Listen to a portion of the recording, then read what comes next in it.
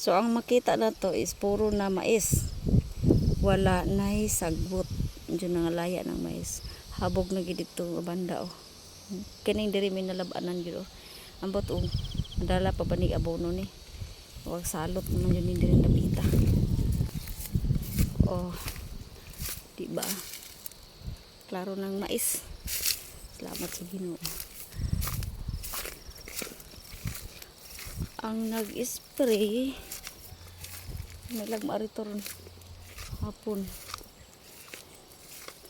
Ayan guys, naihabog kaayo, naidako kaayo so grabe oh. Kita mga anjod. Pero wala na ni kay na-sprayhan naman ni siya oh para sa insekto. Insekto mga ulod bitaw.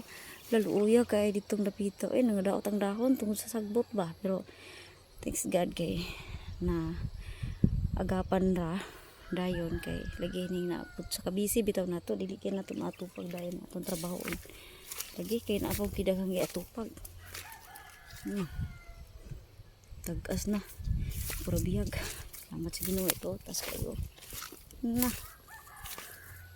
sa kanin murag action ni banay ba yan oh. So maklaro na wala ni sagbot. Akong baton ani pa-spray na lang siya. Applyan ako ni og fertilizer nga complete.